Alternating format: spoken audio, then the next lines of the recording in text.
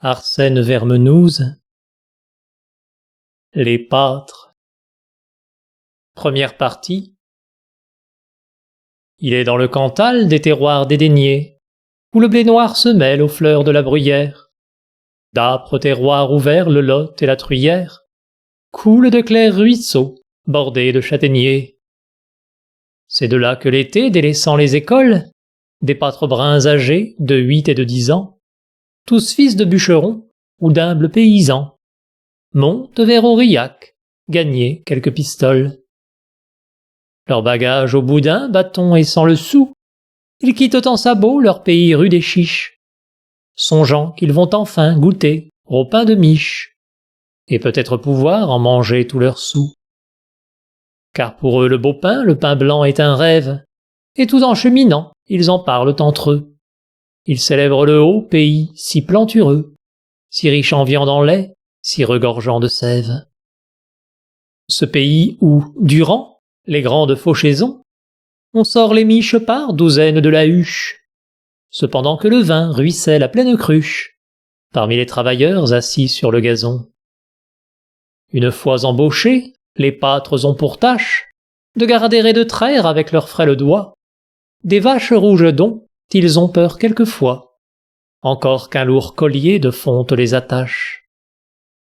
À nuit tombante ils vont souvent rentrer les bœufs, qui ruminent couchés dans l'herbe d'un pacage, et leur cœur saute ainsi qu'un oiseau dans sa cage, car les rochers le soir dressent des dos gibbeux.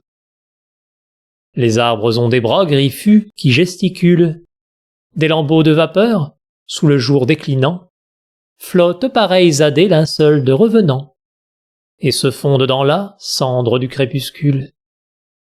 Des ailes au vol lent et mou fouettent l'air gris, les mares qui dormaient se réveillent spectrales, pleines de grouillements étranges et de râles. Des animaux mystérieux poussent des cris.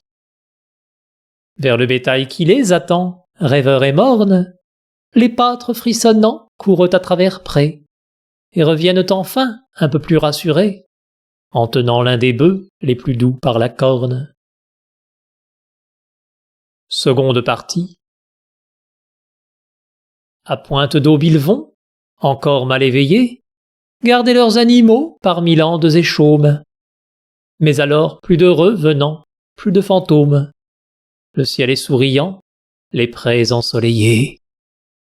Les reptiles douteux et les bêtes méchantes font place à des lézards que l'on prend à la main. Des insectes dorés courent par les chemins, et les oiseaux qu'on voit sont des oiseaux qui chantent. Imprégnés d'air salubre ignorant les soucis, les pâtres loqueteux, qui jamais ne s'enrhument, promènent à travers la rosée et les brumes, leurs pieds nus et calleux que le hâle a roussis.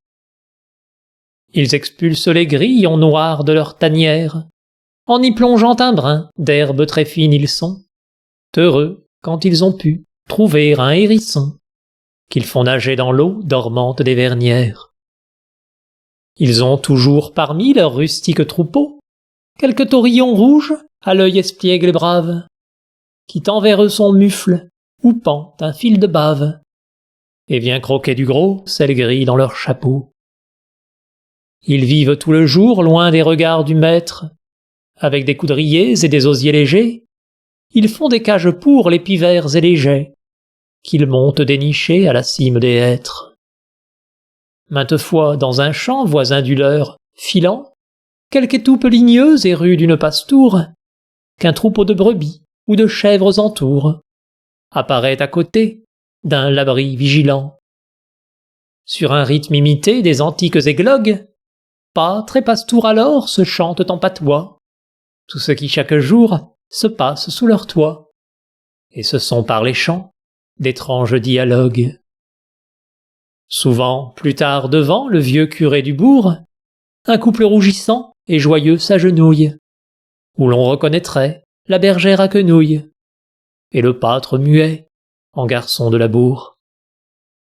En attendant malgré quelques heures bien dures, les ruades des bœufs, les jurons des fermiers, les pâtres dénicheurs de geais et de ramiers, grandissent dans la bonne et salubre nature. Et le soir au retour, à l'heure où le sonneur Du village soudain met en branle ses cloches, tout en courant parmi les genêts et les roches. Ils s'y flottent contents de leur part de bonheur.